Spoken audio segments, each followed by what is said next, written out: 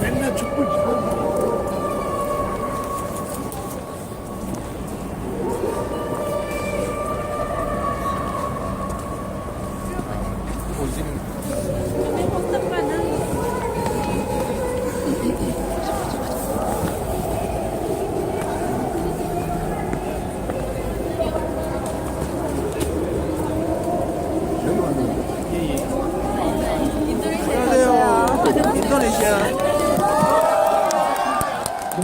너무 오래 기다렸습니다. 여러분이 기다리셨던 이재명 성남시장이 오셨습니다. 바로 길거리 마스킹 시작하도록 하겠습니다. 마스크 빼라. 안녕하세요. 반갑습니다. 아니 이 연말 연시 다 돼가는데 지금 여기서 어떻게 해요? 우리 애인 손잡고 아들 손잡고 딸 손잡고 어머니 손잡고 오면 재밌긴 합니다. 그렇죠? 네. 반갑습니다. 나나. 네. 안녕하세요. 앉아 있어. 반갑습니다. 제가 지금 약간 늦었는데 여러분들 남북 경협 기업이라고 들어보셨어요? 우리나라가 지금 남북이 분단이 돼서 남북이 가끔씩은 싸우고 가끔씩은 화해하고 이러고 있는데 우리 장기적으로 남북 관계는 좀 이렇게 평화롭고 서로 돕고 서로 인정하고 그런 관계로 가야 되기 때문에 남북 관계들을 좀 반갑습니다. 남북 관계들을 좀 정상적으로 만들어 보자고 해서 88년 정도부터 남북 교류 기업 교류가 있었습니다.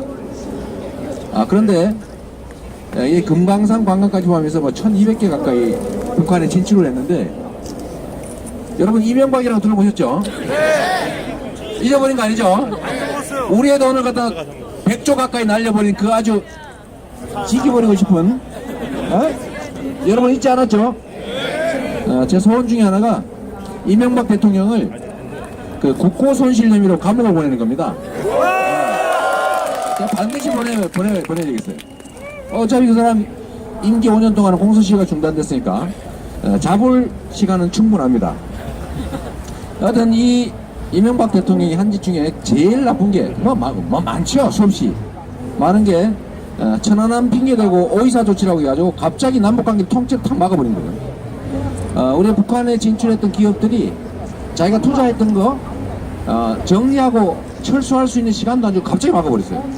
갑자기 다 쫓겨나가지고 이분들이 보상도 한 푼도 못 받고 지금 어디 요 근처에서 농성을 하고 있습니다. 두 번째로 잘못한 게 지금 그 개성공단을 폐쇄했는데 저번처럼 오이사 조치나 뭐 이런 것처럼 함부로 폐쇄를 하면 안 되니까 개성공단은 이제 일종의 특별법을 만들어가지고 대통령이라도 마음대로 폐쇄할 수 없게 만들어놨어요, 법에. 근데 이 박근혜, 이 이명박보다도 훨씬 더 좀 이렇게 자질구적에 대책 없는 분이 역시 조치도 훨씬 더 대책 없이 무식하게 저질렀어요. 이게 지금 북한이 무슨 핵실험 미사일 뭐 이런 거 한다고 그래가지고 법률상 폐쇄할 수 없도록 합의해 놓은 개성공단까지 통째로 막아버린 거예요. 갑자기 그것도. 그래서 지금 개성공단 기업들은 명백하게 불법적으로 폐쇄당했기 때문에 배상해라 라고 주장하고 있죠. 전 하고 싶은 일이 참 많은데 그 중에 하나가 또 이런 게 있어요.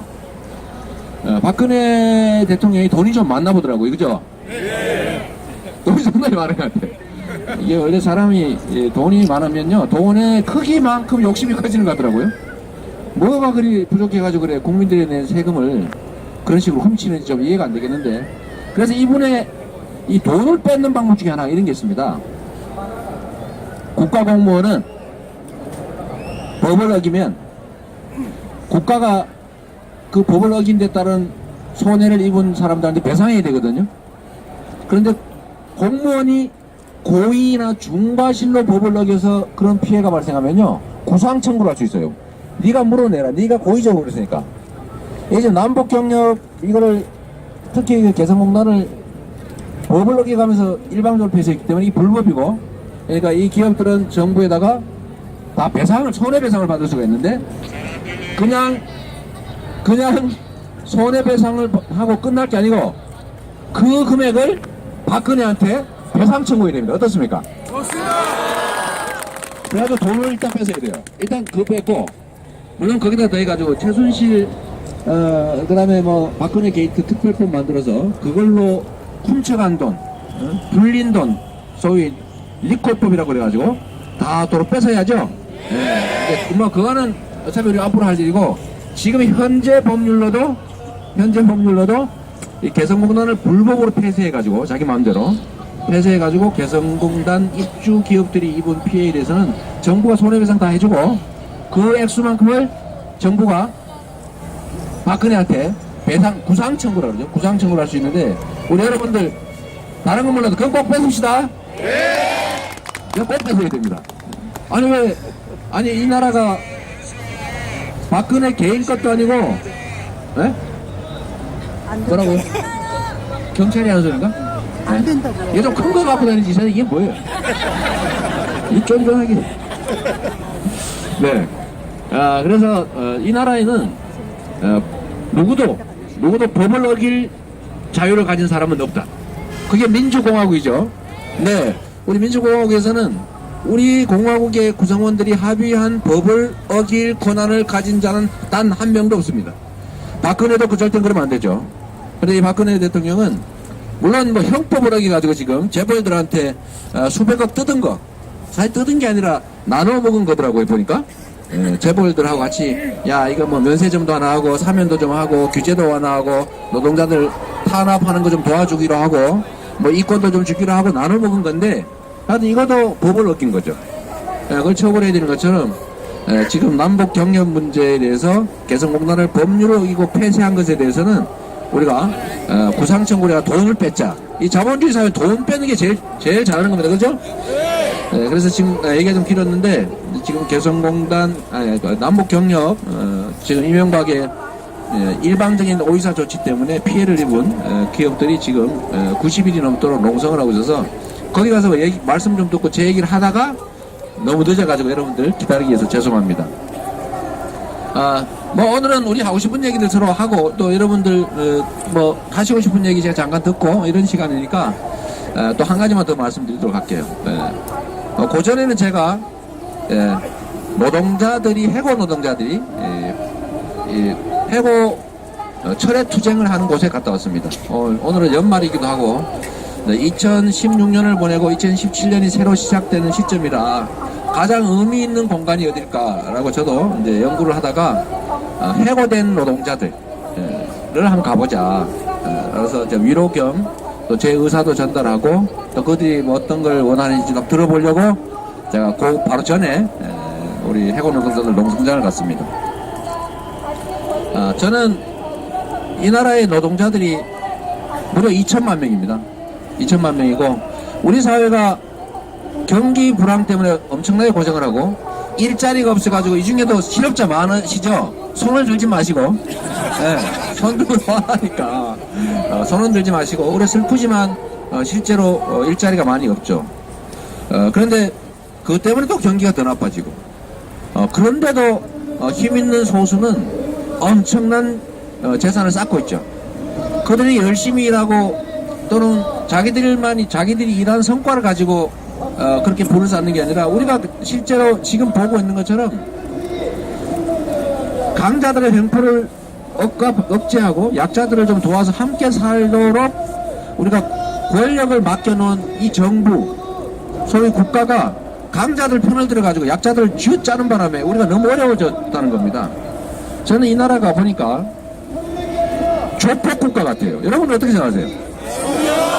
이게 70년 동안 가진 소수를 위해서 우리가 맡긴 권력, 우리가 준 돈을 마음대로 써왔어요. 훔치는 건 기본이고, 불공정하게 힘센 사람한테 주고 나눠 먹고, 우리가 맡긴 권력으로 힘든 사람들이 아니라 힘센 사람들을 도와주고. 제가 이번에도 박근혜 대통령 뭐 재벌들 만나서 한 일 여러 가지 있는데, 뭐 사면해주고 뭐 규제 완화해주고 있는데, 그 중에 하나 이런 게 있습니다. 면세점이죠. 면세점. 그 땅 짓고 훔치기 아닙니까? 그걸 왜 꼭 재벌한테 줍니까? 그냥 협동조합 같은 데 주면 안 돼요? 그럼 여러 사람 먹고 살 거 아닙니까? 근데 꼭 이 우리가 맡긴 권력을 강자들한테 그들이 부당하게 부를 쌓는 데만 사용을 해요. 예, 그 중에 하나가 뭐냐면 노동자들을 괴롭히는 겁니다. 정부가. 우리나라가 이 경제가 나빠진 이유가 여러 가지가 있는데 이 나라의 자산 또 기회 자원 역량 이런 게 갑자기 양이 확 줄어들어 가지고 다수의 사람들이 희망을 잃어버린 게 제가 보기엔 아니에요. 문제는 이걸 갖다 특정 소수가 너무 많이 가져버린 거죠. 보면 여러분들도 일해서 이제 월급 받으시죠. 보수도 받고 뭐 자영업에 돈도 벌고 하는데 이 중에 1년에 10억 이상 버시는 분 손 들어보세요. 어디 혹시 한 분도 없어요? 당연하죠. 우리나라에는 1년에 10억 이상 버는 사람이요 6,000명만 있습니다. 6,000명. 국가에 세금을 내는 대상자가 2,700만 명이 있는데 그 중에 딱 6,000명 0.02% 정도만 10억 이상을 법니다. 근데 이 10억 이상 버는 사람들은요 세금을 1년에 8,800만 원 또 1억 5천만 원 버는 사람하고 똑같이 내고 있어요. 더 황당한 일도 있어요. 기업이 돈을 벌면 세금을 내는데 좀 많이 벌면 많이 내잖아요. 그죠? 근데 기업의 우리나라 세율이 명목으로는 22%인데 실제로는 평균 16%를 내요. 더 웃기는 거는 10대 재벌 있죠. 10대 재벌. 돈 제일 많이 버는 재벌. 여기는 11% 내고 있어요. 그러니까 이게 우리나라는 돈을 많이 벌면 세금을 더 내는 게 아니라 많이 벌수록 덜 내요. 왜 이래 됐어요? 이게 국가 권력을 그 힘센 소수를 위해서 행사했기 때문이죠. 그래서 이 국가가 법을 제대로 적용한 게 아니라 사실은 불법까지 저지르고 있어요. 온갖 이름으로 감세를 해줬죠. 우리 박근혜 정부가 출범할 당시에 법인세 낸 게 60조쯤 됐답니다. 60조. 근데 지금 그 사이에 경제 성장을 했고 소득세는 그 사이에 무려 매년 15억씩이 늘어났는데 법인세는 똑같아요. 왜 줄다가 요새 조금 가가 2012년하고 비슷해졌습니다. 이게 무슨 얘기냐면 우리 세금은 총력으로 계속 늘어났는데 법인세는 상대적으로 줄어든 거예요. 그러니까 이게 30대 재벌한테 우리나라 국민 총생산의 절반에 해당되는 750조 원이 사내 유보금으로 쌓여 있어요. 그 돈이 돌지를 않습니다. 창고에 쌓여 있어요. 창고에. 그러니 경제가 돌아갈 리가 없죠. 그래서 제가 노동 문제라고 생각을 해봤는데 이런 문제를 해결하고 진짜 우리가 같이 잘 살고 경제가 살아나는 방법이 딱 정해진 게 있습니다. 그게 뭐냐면 옛날에 이미 해봤던 겁니다. 뉴딜 정책이라고 교과서에 들어보셨어요? 공부 많이 하셨나봐요. 이거 확실히 공부하신 분이 많으시네요. 이 뉴딜 정책이라고 하는 게 옛날에 자유주의 이 사조 때문에 노동자들 막 탄압하고 기업끼리 막 카르텔 내가지고 막 독점화되고 그 다음에 복지제도는 하나도 없고 이럴 때 생긴 게 바로 대공황이죠.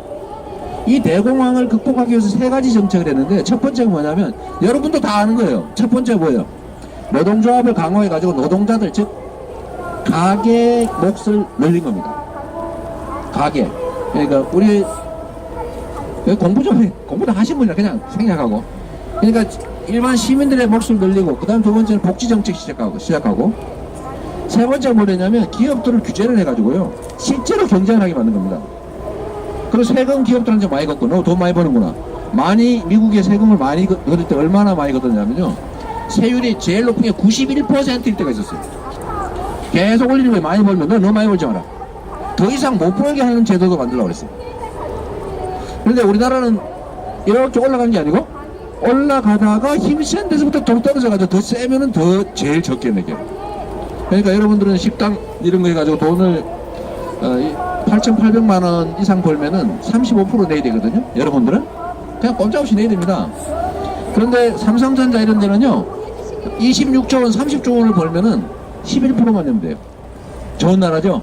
박수 한번 칠까요? 그리고 그것도 좀 적다 그래가지고 최근에 여러분들 국민연금 드신 분들 계시죠? 여러분들 축하합니다. 여러분들 돈으로 우리 삼성 이재용 회장이 드디어 재벌 총수의 위치를 상속받으셨어요. 여러분이 내주셨으니까 남는 돈으로 내주신 거죠? 네. 아니요. 화나죠, 그죠? 이거를 정부가 한 짓이죠. 그리고 또 한 가지 있는데, 여러분들 일자리 없다고 하시잖아요.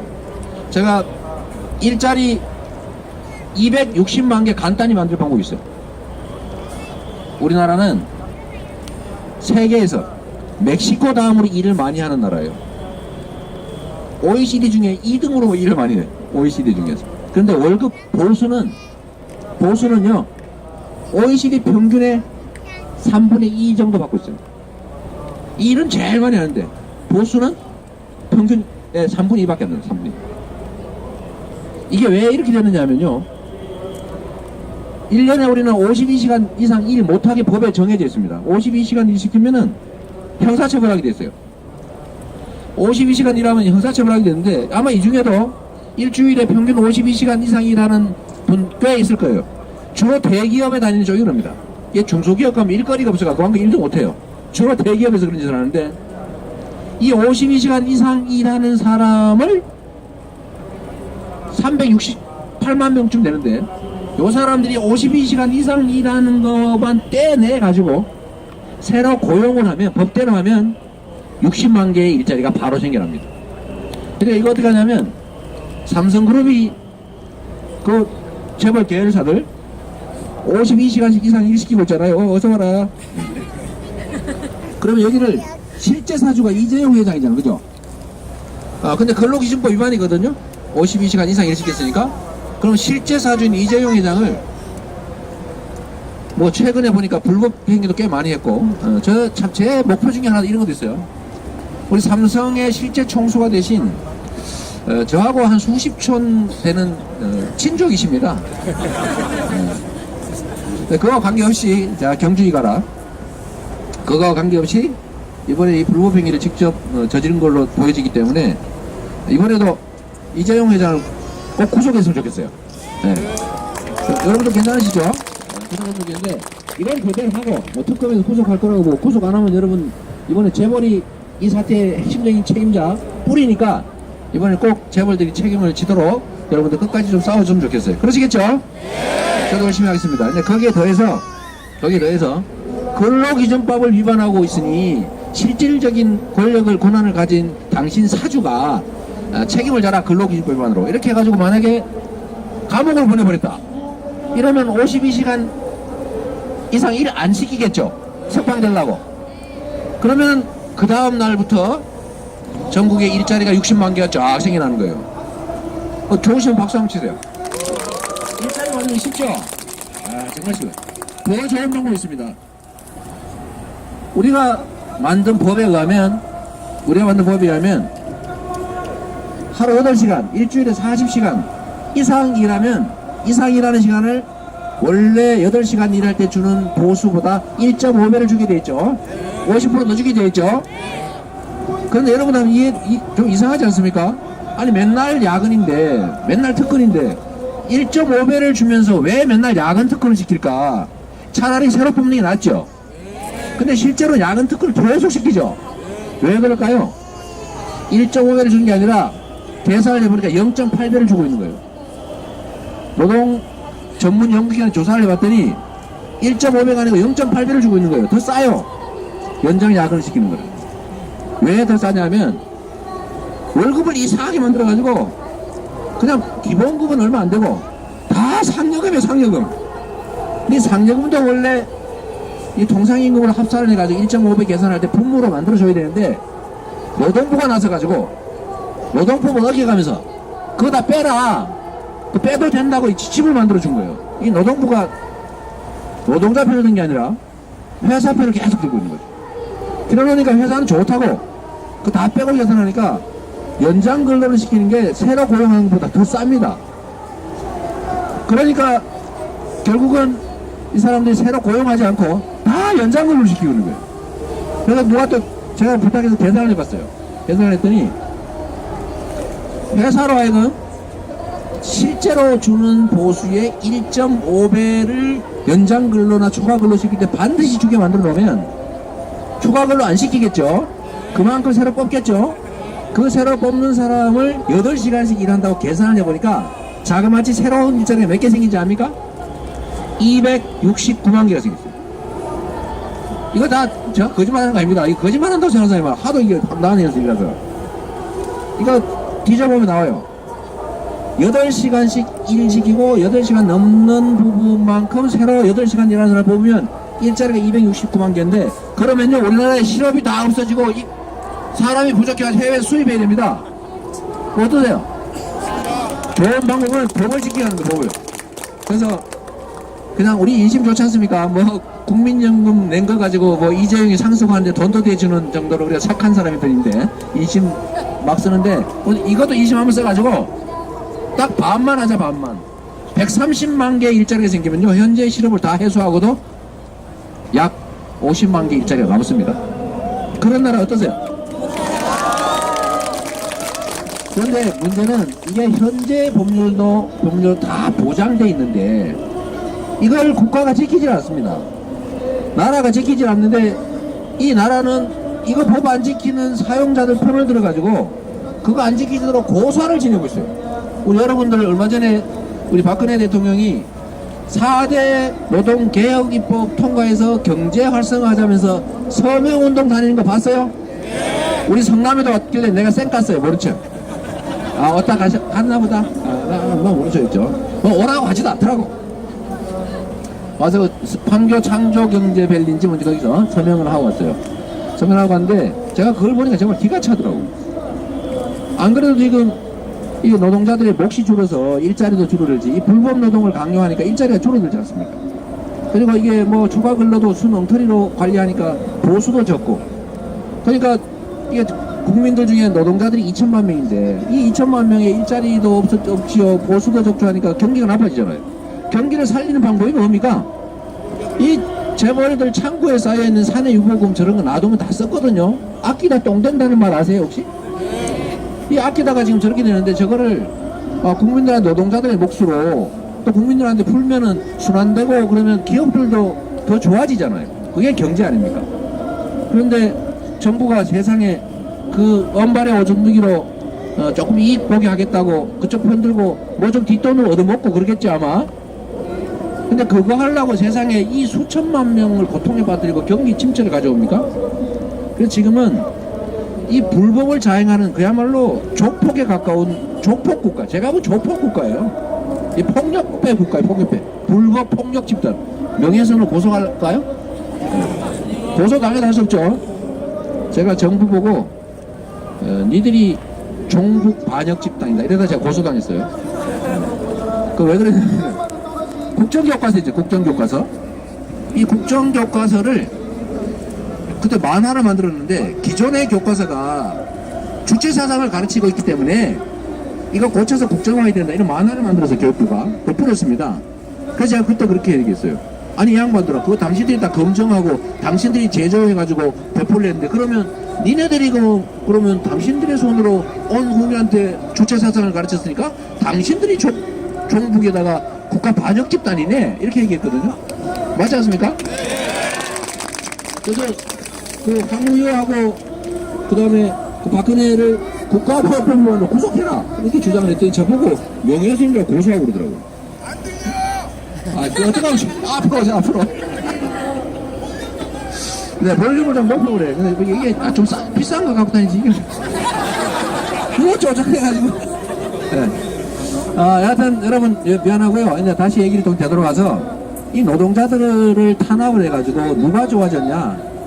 좋아진 사람은 재벌 대기업도 아니고 재벌 대기업을 한 손에 잡고 있는 재벌 가문만 덕을 봤어요. 기업도 덕을 본 게 아니죠. 중소기업은 대기업한테 뜯겼고 노동자들은 중소기업과 대기업한테 뜯겼고 결국 그 뜯은 돈을 재벌 가문들이 내부 거래하는 거 하고 뭐 일감 몰아주기 하고 또 무슨 지배권 부당 행사해가지고 부당한 이익을 받죠. 그래서 저는 이 해고된 노동자들 농성하는 걸 보면서 아니 국가가 세상에 아니 국민들을 노동자들을 보호해야지 어떻게 보호를 하는 게 아니라 얼마 전에 철도노조고 파업을 했는데 그 괜히 검찰이 불법 파업이라고 불러다가 조사하고 그래요. 제가 보니까 아무리 봐도 불법 파업이 아니에요. 법 절차 다 지키고 하는 정당한 행위를 불법이라고 불러다 괴롭히고 말이에요.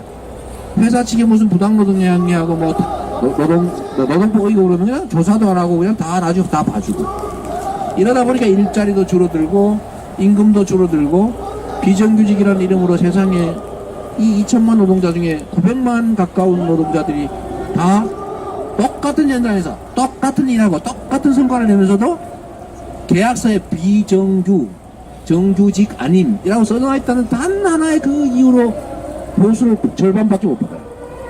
전 세계에 이런 나라가 없습니다. 우리 이 중에 돈 좀 있고 기회가 돼서 미국이나 아니면 유럽이나 호주 갔다 오신 분 계세요? 가서 알바해 보신 분? 하나도 못 가봤군요.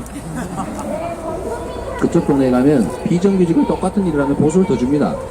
그게 합리적이잖아요. 근데 우리나라는 비정규라는 이유로 보수를 반만 줘요. 그러니까 이렇게 노동자들을 탄압하고 노동자들의 몫을 줄이니 결국 경제가 나빠진 거죠. 그래서 방법은 앞으로 딱 한 가지예요. 복지를 확대하고 복지 확대 재원은 부당하게 많이 가진 사람들로부터 좀 더 걷어서 확대하고 노동자들을 지원하고 노동조합을 많이 만들고 단체 교섭을 지원하고 노동자들을 보호해서요. 노동자의 몫을 늘려야 비로소 경제도 살아나고 우리 일자리도 늘어납니다. 그렇지 않습니까? 제가 말을 너무 드렸는데 최근에 제가 조사된 자료 하나 보니까 이 중에 여러분들 우리나라의 10% 드는지 모르겠어요. 이 중에 자기가 상위 10%에 든다고 생각해서 손 들어보세요. 역시 없군요. 안타깝습니다. 우리나라의 상위 10%가 우리나라 1년에 생산하는 1년에 얻는 소득의 몇 프로를 갖는지 아세요? 10%가 45% 같습니다. 45%. 90%가 55%를 나눠 가져요. 그럼 50% 하위 50%는 얼마나 갖냐? 2점 몇 프로를 나눠 가져요. 이러니 이게 살 수가 있습니까? 이제 이런 게 계속되다 보니까 그럼 현재 우리나라의 재산 이거는 얼마나 가지고 있나 이렇게 분석을 해보니까 상위 10%가 얼마 갖고 있을 것 같아요? 66%를 갖고 있습니다. 상위 10%가 66%를 가지고 있어요. 이 빌딩 건물 뭐 이런데 뭐 예금 다 합쳐서 보니까 10%가 66%를 갖고 있습니다. 그러면 나머지 90%가 33% 가지고 아웅다웅 하고 있는 거예요. 그래서 이거를 해소해야 됩니다. 그러니까 매년 생겨나는 소득을 10% 또는 1% 상위 1%는 13%를 갖거든요. 1%가. 그러니까 이걸 최소한 조세 이런 것들을 통해서 또는 노동을 강화하는 방식을 통해서 이 분배와 재분배를 교정을 해줘야 됩니다. 교정을 해서 같이 좀 살 수 있게 해줘야 경제도 살고 우리도 희망을 갖고 연애도 하고 결혼도 하고 애도 낳지 않겠어요. 예? 아까운데 생각. 그렇게 하려면 정말로 쉬운 방법이 있습니다. 아주 쉬운 방법이 있어요. 아까 법을 지키는 얘기도 했는데 감사합니다. 근데 우리가 세금 걷잖아요. 이 세금을 걷는데 제가 또 그것도 계산을 해봤어요. 그럼 국민들한테 복지를 좀 늘려놔야 되지 않습니까? 이게 루즈벨트가 했던 작전이니까 우리가 한번 해보는데 세금을 법인이 내는 59만 개쯤 있어 우리나라에. 이 법인이 내는 세금 중에서 500억 이상 버는 회사가 440개 정도 있습니다. 0.07% 정도 440개가 있는데 요 440개로 하여금 500억 이상 버는 것만 500억 이상에 대해서만 OECD 평균 정도의 세금을 걷자. 우리나라 아까 얘기했죠. 재벌 대기업 10대 재벌은 11% 내고 있어요. 근데 OECD 평균 22% 내고 있습니다. 딱 반 내고 있어요. 여러분들 이런 얘기 중에 뭐 이재용 뭐 총수를 갖다가 감옥 보내고 뭐 내부 거래하는 거 막 괴롭혀가지고 배임죄로 처벌하고 이러면 기업이 해외로 탈출할 거라고 선동하는 사람도 있죠. 여러분 생각해보세요. 해외에 가면요 세금을 22% 내야 되고 미국 가면 세율이 35%고요 일본 가면 34%고 프랑스 가면 33%예요. 우리나라 22%인데 가요 안 가요? 그리고 3천억, 4천억 막 1조 원씩 내부 거래하고 배임죄 저질러도 휠체어 타고 마스크 쓰고 왔다 갔다 해버리면 다 저거 나오는데 왜 가요 외국? 외국에 가가지고 몇백억씩 배임죄 저지르면 무기징역입니다. 예? 종신형이 종신형. 우리나라는 죄를 아무리 지어도 돈만 있으면 다 나올 수 있어요. 그리고 최순실한테 돈 좀 주고 예? 대통령을 만나서 한번 얘기하고 그러면 바로 나와요. 이런 데를 나와도 탈출하겠어요 안 하겠어요? 탈출 절대 안 합니다. 그런 걱정하지 말고 세금을 OECD 목 정도로만 올리자. 8%만 올리자. 8%. 제가 계산한 건 8%니까 8%로 올리니까 얼마나 나오냐면 매년 평균 15조 원 나오세요. 15조 원. 15조 원 우리 걷어가지고 우리 기본소득 이런 거 하면 얼마 줬습니까? 네. 이 15조 원을 내도 OECD 평균에도 못 미칩니다. OECD 평균에도. 이게 15조 원이고, 그리고 이 온갖 일입의 감세, 면세를 왜 이리 많이 줍니까? 재벌일수록 많이 줘, 재벌일수록. 그것만 이게 정상적으로 한 6, 7%만 정상화해도요, 그것만 해도 10조 원을 만들 수 있어요, 10조 원. 오바마가 세율을 하나도 안 올리고요, 세율 항목들, 과세 항목들을 합리적으로 조정해가지고 1년에 25조 원씩 더 걷었대요. 25조 원씩. 근데 그걸 하고 있는 거죠. 그래서 세금을 좀 공평하게 내자, 공평하게. 그리고 이런 얘기도 있습니다. 얼마나 황당한 일이 많냐면, 의료보험이죠, 의료보험. 여러분 의료보험료 내느라고 죽겠죠? 특히 직장을 그만두면 자영업자가 되거나 이러면 의료보험료가 확 몇 배 뛰어요, 그죠? 안 그래도 실업자 돼 죽겠는데, 의료보험료가 확 올라가 죽겠는데, 이게 재산을 따라서 의료보험료가 나오잖아요, 그죠? 재산 따라서. 그런데 그게 한도가 240만 원이에요. 10조 원이 재산이 있어도 의료보험료 240만 원 받는 거예요. 말도 안 되죠? 그리고 더 웃긴 거 이런 것도 있어요. 해외에 한 달 이상 가면 의료보험료가 면제됩니다. 그래서 해외에 계속 나가 있잖아요. 의료보험료가 안 나와. 몰랐죠? 여러 구멍이 엄청나게 많습니다.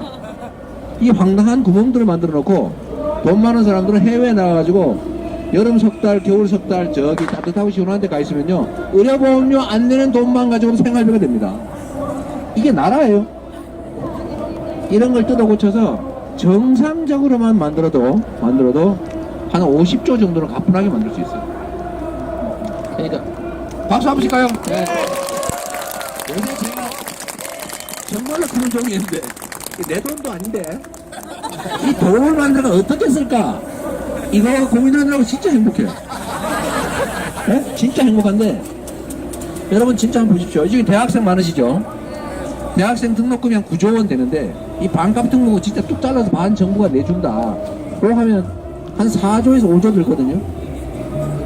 그런데 우리가 중앙정부 예산이 400조에서 보통 한 420, 30조 되는데, 그 중에 뭐 4대 강린이 자원외교니 방위비니 해먹는 거 이런 거 못하게 하고 순실이 예산 이런 거 있잖아요. 순실 예산, 창조경제 예산 이런 거 못하게 하고 조정하면 한 7, 8% 정도만 아끼면 30조 나오잖아요, 그죠? 네. 30조인데 이거 어려울 것 같죠?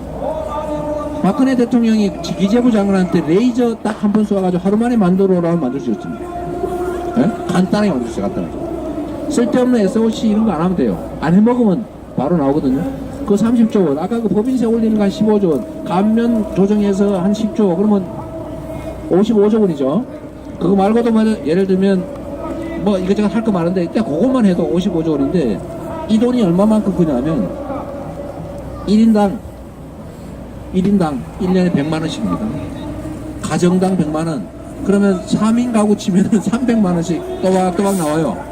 그리고 이거를 갖가지 방법으로 줄 수 있죠. 예를 들면 대학생 등록금도 대줄 수 있고, 그거 반대 줘봤자 5조 원. 우리 기초연금 20만 원 가지고 먹고 살기 어렵다니까 30만 원 확 올려주는데 4조 원.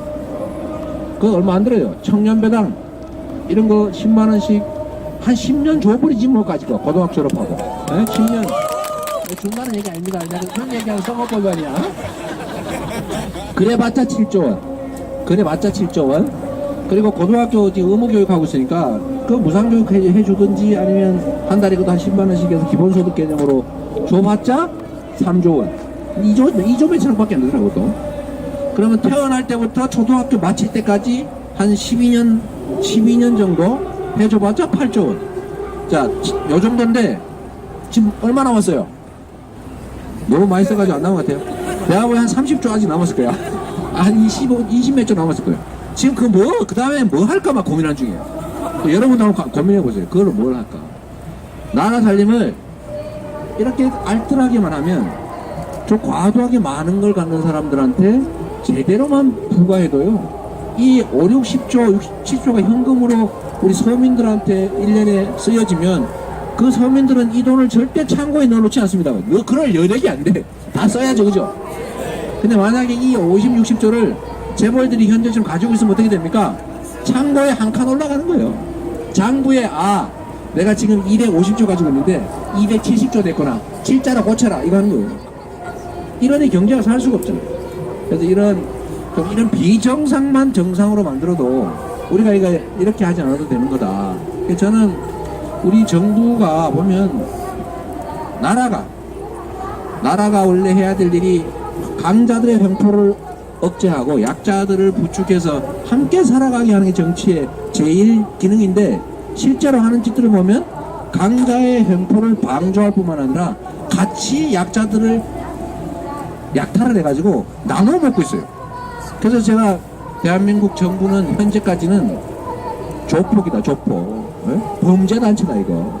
그래서 우리가 범죄단체, 조폭 국가를 극복하고 70년 적폐를 해소하고 공정한 나라, 법이 제대로 작동하는 공정한 나라만 만들어도 우리 새로운 길이 열릴 거다. 우리 새로운 그런 나라 한번 만들어 봅시다. 아까 보니까 누가 할 말 있었는데. 네, 말씀하십시오. 2017년도에 조금 아닐까요? 말씀하신 모든 그런 불합리한 일들이 수십 년간 계속된 이 나라가 2017년 바로 내일부터 시작되는데 조금이라도 나아질까요? 2017년 어떻게 보시는지 한번 들어보고 싶습니다. 2017년은 과연 새로운 나라가 열릴 것이냐. 우리는 최선을 다해서 새로운 나라를 만들기 위해서 노력하고 있죠. 지금 이 연말 이 연시에 이렇게 모여 있지 않습니까? 이런 노력들을 통해 저는 새로운 나라가 열릴 것이라고 믿습니다. 그렇게 노력해야 되겠죠? 네. 노력한다는 박수 한번 합시다. 서로한테 건강으로. 그런데 저는 안 될 수도 있다는 불안감을 갖고 있어요. 왜냐하면 우리나라가 해방된 후 70년이 넘도록 수없이 많은 기회를 가졌습니다. 첫 번째는 4.19. 이 해방된 다음에는 원래 그야말로 남북이 통일된 그야말로 민주적인 국가를 만들었어야 되잖아요. 그런데 실제 어떻게 됐냐면 분단이 되어버렸어요. 그리고 분단된 이 남한 이 땅에는 일본의 나라를 팔아먹고 일본에 빌붙어서 이 한반도의 민중들을 그야말로 숙탈하던 자들이 다시 되돌아와서 그 자리를 그대로 차지했습니다. 그거는 사실은 미군정에 의해서 강요된 거죠. 전 세계 어느 나라도 말이에요, 다 침략 국가가, 전범 국가가 분단을 당했지 이 피해받은 국가가 분단된 예를 봤습니까? 이게 얼마나 억울한 일이에요. 원래는 일본을 남북으로 갈랐어야지. 응? 일본을 갈랐어야지. 독일도 갈라졌잖아요. 근데 왜 우리는 일본이 갈라진 게 아니라 우리 일본에 점령당했던, 침략당했던 한반도가 반으로 갈립니까? 저는 이런 점에 대해서 우리는 역사적 책임을 물어야 된다고 생각해요. 네. 지금도 사실 비슷한 일이 벌어지고 있습니다. 사드가 그런 거죠, 사드. 네? 이 남북 관계라고 하는 거, 우리 한반도의 국제 관계라고 하는 게 이게 완전히 미국 중심으로, 완전 미국 중심, 우리는 완전 미국의 이익이 완전 종속되고 있어요. 사드 배치하면 누가 득봐요? 미국만 득보잖아요. 일본만 좋아진다고. 그 우리는 결국은 이제 중국 미사일을 걱정해야 돼, 중국 미사일을. 우리는 얻는 거 하나도 없이 이런 경제적 불이익과 그 다음에 예를 들면 한미일 군사공동체 천병이 되어버린 거예요. 누구를 위해서? 그래서 이런 점들에 대해서 우리가 좀 근본적인 사고를 할 필요가 있고, 자, 예를 들어서 어쨌든 이 분단이라고 하는 거를 겪었고, 이 분단된 국가의 권력은 이 분단을 강요한 자들과 이 분단을 만들어낸, 그야말로 나라를 팔아먹고 침략에 동조한 자들이 결국은 집권했죠. 그러다 우리가 열심히 싸워가지고 4.19 혁명이 났더니 어떤 일이 벌어졌어요? 5.16 쿠데타를 맞았습니다. 지금 뭐 개헌 얘기 많이 하잖아요. 저는 사실은 5.16 쿠데타를 보면서 우리 개헌하던 상태가 생각이 납니다. 그때 그냥 대통령을 뽑아버렸어야 돼요. 대통령을 뽑아서 그냥 강력하게 지도력을 갖고 좀 쳐냈으면 우리가 그 짝을 안 당했을 텐데, 무슨 개헌을 내가 내각제를 하는 바람에 어리버리 하다가 내각제 하면 강력한 추진력을 가질 수가 없습니다. 그러다 보니까 결국은 5.16 군사 쿠데타의 명분을 줘버려서 결국 일본군 장교 출신의 박정희한테 홀라당 뺏겨버렸죠. 그러고 난 다음에 또 우리가 어떤 일이 벌어졌습니까? 5.18 광주, 그 엄청나게 많은 사람들이 결국은 죽으면서 박근혜한테, 전두환한테, 박근혜 하도 싫어하다 보니까 박근혜 잡아놨. 전두환 얘기가 꼭, 저는 사형을 반대하는 사람이에요. 근데 전두환 같은 건 사형 집행 해야 된다고 생각해요. 그 집행 했어야 됩니다. 그 정의가 없잖아요, 이 나라가. 프랑스는 해방된 후에 공식적으로 13,000명인가 6,000명인가를 처형했어요. 다시는 그 나라의 침략 국가를 위해서 부역하는 자가 없도록. 아마 프랑스는 다시 침공을 해도 그런 일이 없을 거예요. 아마 안 할 겁니다. 수십 년이 지나서도 나중에 잡혀가 다시 또 처벌받을 수 있으니까. 그래서 안 할 텐데, 우리는 결국은 그거 봐줬더니 이 인간이 맨날 아침에 골프 치러 갈 때 우리 경찰들이 그 빨리 골프 치러 가시라고 길 신호 통제해가지고 우리는 출근 시간 막히고 그러잖아요. 이러고 살고 있어요. 정의가 사라졌죠. 하여튼 이명박이 다시 복귀했고, 87년 민중항쟁 뒤에는 그리고 또 모태우가 또 제2 6.29선언 뭐 이런 거 해가지고는 살짝 속여가지고 복귀해버렸죠. 그래서 지금 우리가 박근혜 대통령을 내쫓고 박근혜의 몸통이라고 할 수밖에 없는 새누리당, 우리 해체하라고 요구하지 않습니까? 해체 당하고 있는데 이 중에 또 일부가 세포분열회가 나와가지고는 자기는 새누리당 아니라고 신상품이라고 코스프레 하고 있어요. 싹 살아나고 있어요. 그리고 실제로 우리가 다음 단계로 걱정해야 될 거는 이들이 다시 복귀할 거예요. 복귀할 가능성이 역사적 과정을 보면 확률상 매우 높습니다. 만약에 누군가가 도박사들이 도박을 한다. 이 나라가 정말로 이 70년 적폐, 이 소수 기득권자들, 부패 기득권자들의 이 조폭 국가를 그야말로 극복하고 법률이 지배되고 국민이 진짜 주인이고 공정한 경쟁이 보장되는 평등한 기회가 부여되는 기여한 바에 따라 합당한 배분이 보장되는 나라로 바뀔 거냐, 둘 중에 하나 골라라, 찍어라, 돈 걸어라. 그러면 도박사들이 어디에 걸까? 어디에 걸까요? 좀 걱정되죠. 확실하지 못합니다. 지금 되게 위험한 상황이에요. 지금 이미 저들이 복귀하려고 시도하고 있죠. 세탁을 이미 해는 상당 정도 성공했어요. 분할해가지고 뭐 유승민 제가 2일날 유승민하고 이렇게 토론을 하게 되는데, 제가 그때 가서 그러려고 그러죠. 당신 몸통 아니냐? 어디 신상품 코스프레 아니야? 당신은 세포 분열한 똑같은 존재다 라고 제가 얘기하려고 그랬죠. 그러나 그건 제 얘기일 뿐이고, 결국 국민들은 지금 상당수가 맞아, 저 새거야, 저게 기대해봐야지 라고 생각하고 있습니다. 그래서 이게 간단치가 않아요. 그래서 내년이 정말로 공정한 나라로 바뀔 것이냐, 장담할 수 있냐, 전 장담 못하겠어요.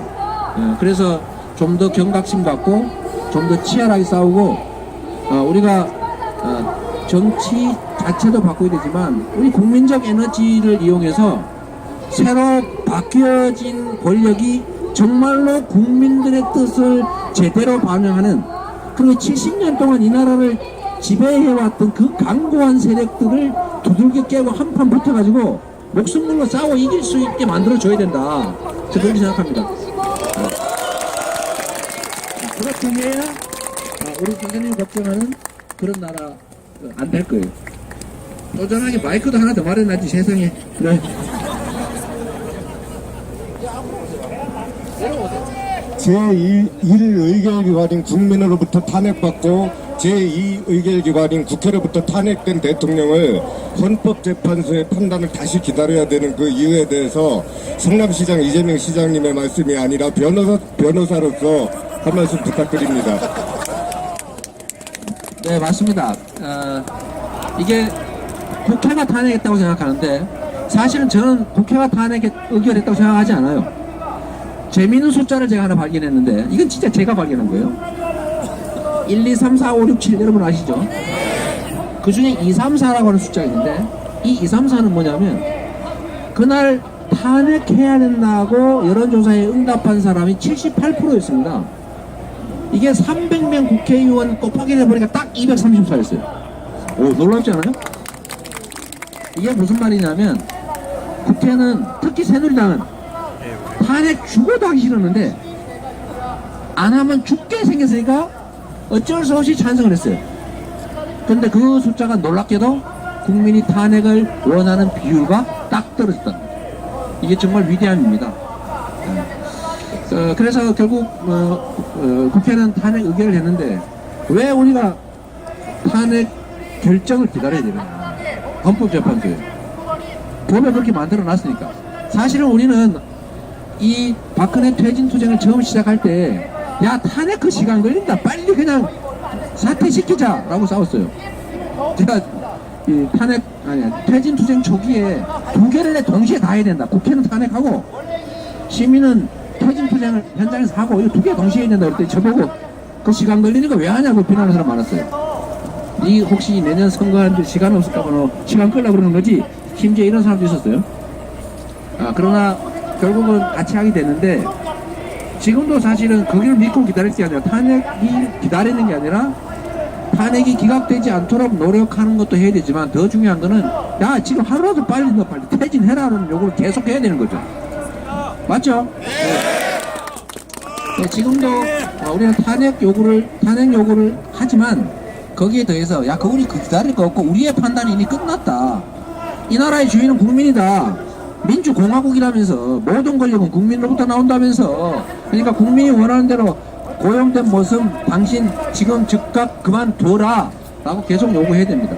예.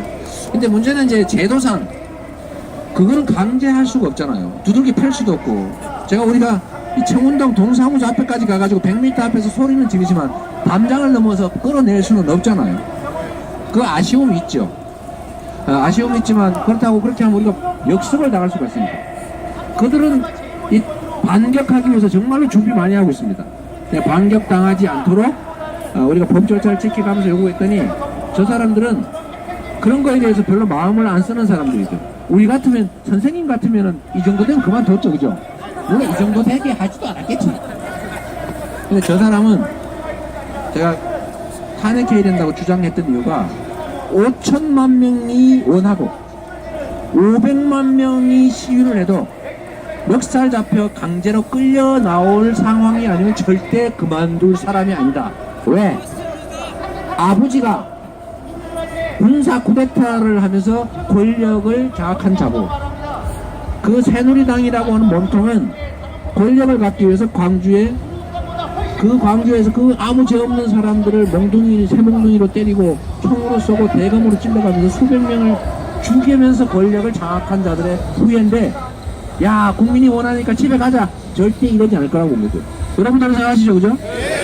그러니까 싸워서 쫓아야 됩니다. 제가 변호사 입장에서 얘기를 하면 법률적으로 해야 방법이 없지 않습니까? 안타깝지만 지금 계속 치열하게 싸워서 직접 빨리 그만두게 하는 게 제일 좋겠고 마지막 수단으로는 헌법재판소가 이걸 기각하지 못하게 우리가 집에 다 가버리거든요. 기각해요. 국민들이 이걸 원하고 만약에 하는 생각 생각이 들면 안 할 겁니다. 우리 열심히 촉촉 펼치다. 네.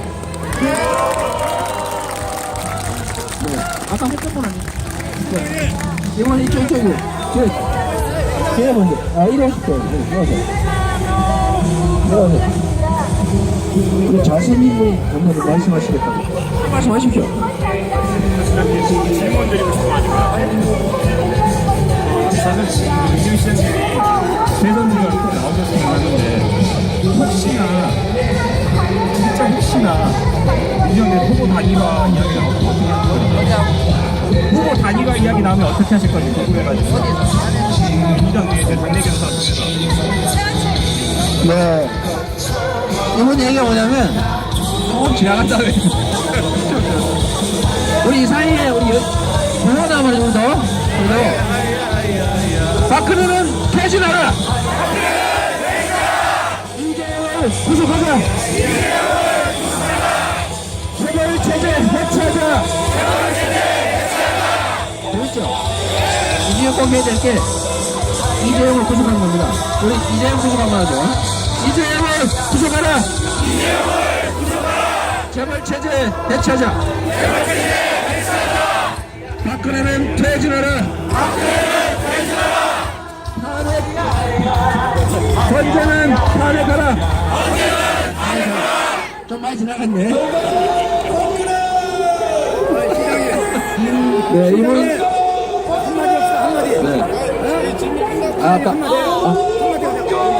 여기 먼저 하고. 이게 되게 중요한 얘기여서. 빨리 하려고 그래라. 못 가게 잡아놔야 되겠다. 현실적인 제안을 좀 하라고. 잠깐 기다리세요. 뭐 의견 말씀하실 기회도 제가 드리도록 할게요. 제 자리는 아니니까. 후보 단일화 해야 되는 거 아니냐. 당내에서 어떻게 될 거냐. 나중에 혹시 탈당해가지고 혹시 출마하는 거 아니냐. 이런 얘기 하는 것 같아요. 그건 아니에요. 민주당 내에서 이제라 그만해. 이런 얘기는 후보 단일화 해야 되는데 어떻게 하느냐는 건데, 아니 저는 민주당 당원이고, 민주당 당원 입장에서 경선을 나가기로 이미 얘기했고, 나가면 이기면 되지 뭐 그 다음을 걱정합니다. 그죠? 나가면 이기고, 저는 이때까지 싸워서 진 일이 없어요. 싸워서 진 일이 없어요. 제가 박근혜하고 싸웠어도 이긴 사람입니다. 김무성하고 싸웠어도 이긴 사람이에요. 국정원하고 싸워서 이긴 사람이에요. 경찰하고 싸워서 이겼습니다. 저는 싸우면 꼭 이겨요. 그래 걱정하지 마시고, 두 번째로 진들, 우리는 하나의 팀인데 그 중에 누가 이기냐는 사실 국민으로서는 중요하지 않습니다. 국민들 입장에서는 책임을 져야 될 정치 집단과 세력들, 소위 조폭 국가를 만들어버렸던 저 불법 집단들을 쓸어내고, 책임을 물어야 될 국민의 대표들이 누구들 무슨 상관이 있으니 야천 뭉쳐서 이겨라! 이게 그 국민들의 요구입니다. 그렇지 않습니까? 그리고 여기는 하나의 팀이기 때문에 역할을 나눠가지고 누구는 공격수하고, 누구는 수비수하고, 누구는 미드필더하고, 제가 구단주라서 이런 소리 합니다. 성남 FC 구단주인데 이번에 일부러 감독 냈어요. 열심히 했는데 내년에 다시 올라올 거예요. 그래서 이 팀 플레이다. 정치는 우리가 최선을 다해서 서로 협력하고 노력하고, 그러다 보면 MVP는 국민이 정해준다. 네? 국민이 정해주면 그 MVP를 중심으로 정력을 다해서 팀이 이기면 된다. 저는 그렇게 생각합니다. 제가 이길 자신 있어서 이기면은 뭐 다들 저하고 같이 팀 만들어서 이길 거고, 제가 혹시 져서 다른 사람이 되면 저거 총력을 다해 도와가지고 우리가 이기면 되는 거 아니겠어요? 그래서 우리가 이기도록 하겠습니다. 우리가 이기는 게 1번, 누가 되느냐는 2번이다. 여러분과 함께 그 길로 가겠습니다. 이리 오십시오. 우리 어르신 올라오세요. 얼굴 담보. 여기서. 올라와. 거기서. 네, 다른 게 아니고 제가 제가 내년이면 77입니다. 지금 41년생. 오늘 제가 망년회를 연일 같이 직장 생활하는 망년회를 했어요. 거기서 그 서울 시내에 있는 모 경찰서장이 내가 우리 이재명 씨가 나는 지지를 한다. 그렇게 얘기를 하는데 이재명이는 현재 경찰서장하는 사람이 그러더라고. 나하고 친구인데 오늘 망연이 하는데 나는 이재명이를 지지를 한다. 이렇게 해서 이재명이는 지금 형수하고 지금 현재가 폭언을 하는데 그 사람은 대통령으로서 자격이 없다. 내가 그래서 무슨 소리냐? 당신 말이야 요새 나이가 많이 먹어서 이게 핸드폰 나오는 이쪽에 거기에다가 이재명 씨 연설을 들어보니까 실력도 많고 패기도 있고 정말 장수다운 그런 리더십을 갖고 있더라. 그렇게 말씀을 하시더라. 그러면 제가 이재명 있을 자자 발림자 그냥 역사적으로 말이죠. 역사적으로 여기 좀 잘 아시나는 모르겠습니다만은 이등박무일을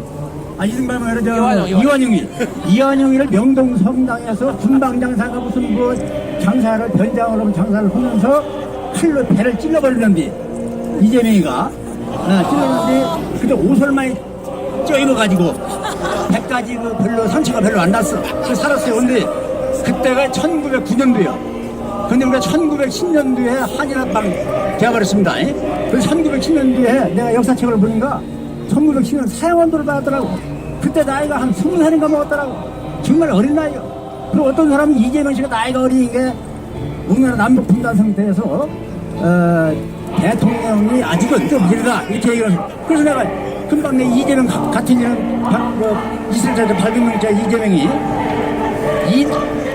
이완용이를 찌르는 사람 그 나이가 그때 20세밖에 안 됐다. 그 다음에 안중근 의사 또 윤봉길 의사 저기가 20대 또 안중근은 30대 초반이다. 이 젊은 사람이 패기 있게 밀고 나가야 이 개혁을 하지. 나이 많이 먹은 사람은 힘이 떨어져가지고 해준 적도 없다. 아니야. 이거 미안한데 나도 나이 먹어서 나도 패기가 없어요. 사실은 내가. 그래서 나는 나이 젊은 사람. 아니 근데 나이 먹은 사람 피 떨어질까봐 그렇게 미안합니다. 이건 빼셔. 내가 나이가 많이 먹기 때문에 그렇게 얘기를 하는 거예요. 근데 그래서 우리 이재명 씨를 내가 여기서 현장에서 현실적인 제안을 한다면은 지금 이제 형에게 폭언하고 형수에게 폭언했다고 그러고 난 그걸 듣도 못했어요. 근데 얼마나 나도 이렇게 오다 가다가 술 한잔 먹고 그러면 누구한테 욕하고 그러는데 괜히 저 토론 말이지 부상한 척하고 목에 힘주고 말 어깨에 힘주고 그러는 사람이 지금 무슨 옛날 대통령 그 사람은 8년 전에 가수에 찾아갖고 술 먹으면서 죽어버렸지 않느냐. 그것보다는 몇 배 낫다. 그것보다는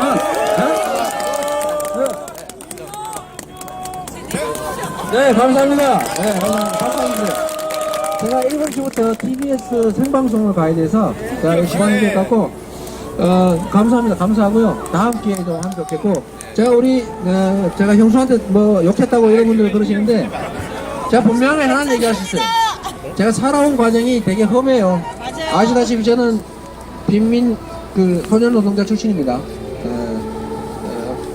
중고등학교도 못 가고 공장에서 일하다 이렇게 왔는데 제가 원하는 세상은 딱 한 가지예요. 제 살아왔던 삶 때문에 공정한 나라 만들어야 되고 두 번째는 이 공정한 나라를 만드는데 가장 핵심적인 장치는 공직자들이 부정부패 권력남용 비리 저지르지 않는 겁니다. 그래서 제가 좀 험하게 했어요. 예를 들면 이권 요구하는 형님 내가 못하게 철저히 막았어요. 불타고 나셔가지고 어머니한테 쌍욕하고 패고 폭행하고 입원시키고 그래서 제가 욕 좀 했습니다. 그렇고 얼마 전에 제가 철건민 한테 가혹하게 했다고 또 누가 욕하고 그러던데 시가 할 수 없는 내가 한때 그들을 변호했다는 이유로 시 보고 몇 억짜리 판교 아파트 만들어내라 1년 6개월 동안 데모하고 허위사실 유포하는 유인물 자꾸 뿌리고 심지어 와서 두들겨 패고 그 몰래 찍어가지고 편집해가지고 맞는 장면을 때리는 장면으로 바꿔서 막 뿌리고 이래서 제가 고소했어요. 고소하고 나중에 다 화해하고 미안하다 그러길래 없는 걸 합시다. 고소 취소하고 다 집에 가셨어요. 저는 분명한 게 있습니다. 공직자 본인이 권력 남용을 하지 말아야 되고 나쁜 짓 하지 말아야 되고 측근 특히 친인척 못 나서게 해야 됩니다. 그거 안 하면 나라가 정상이 될 수가 없어요. 제가 좋은 사람은 못 되는데 확실하게 강한 사람인 건 맞습니다. 좀 거칠게 살아왔던 내 인생 너무 비난하지 말았으면 좋겠어요. 감사합니다. 감사합니다.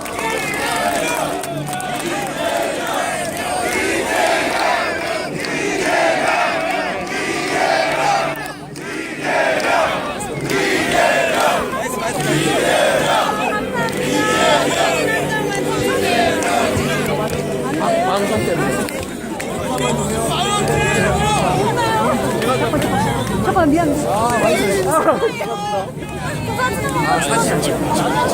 이따 TBS 쪽으로 오세요. TBS 쪽으로. 지금 생방송 가니까 생방송 쪽으로 오세요.